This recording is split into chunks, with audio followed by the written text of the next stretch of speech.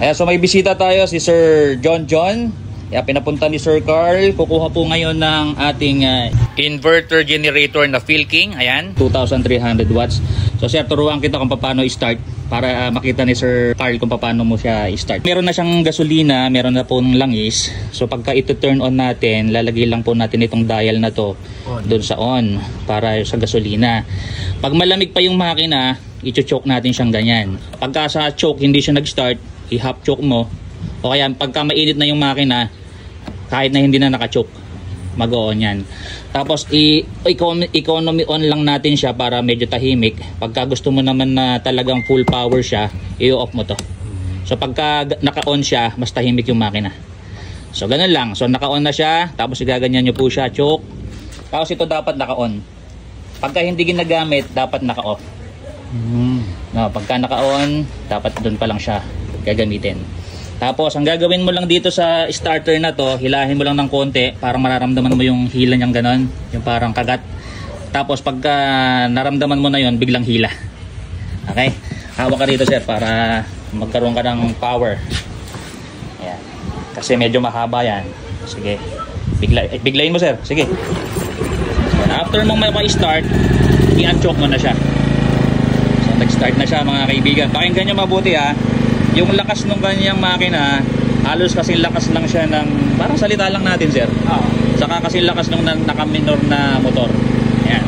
So dito makikita mo dito yung hertz niya, kung ilang hertz yung pinilalabas niya. So 60 hertz tayo dito sa Pilipinas.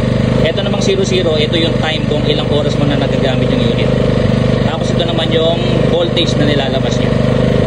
Ayan. So dito na ngayon yung labasan ng 220 volts.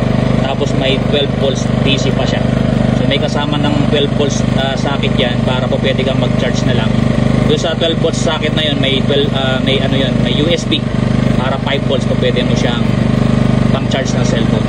Ayan, susubukan natin sir ha. Kabit natin yung peripherals niya, paanda rin natin yung mga power tools sa saka ilaw. So i-set up muna natin. Ito po yung kasama niya na plug. Kinonektahan ko na ng female plug. So dito lang po siya. Connect natin siyang ganyan.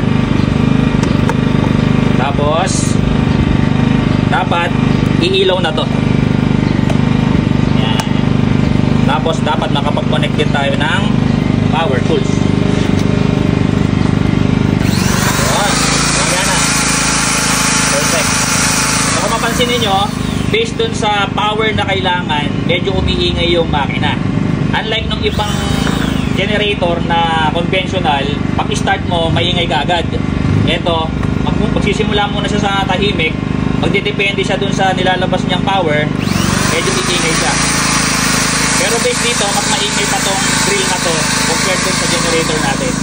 So yung pinaka maingay niya, ito lang. Yun, ganun lang siya. Mas malakas pa rin yung boses natin.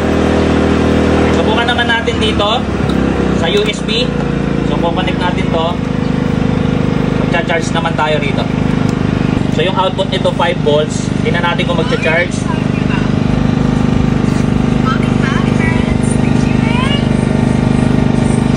Ayun, charging.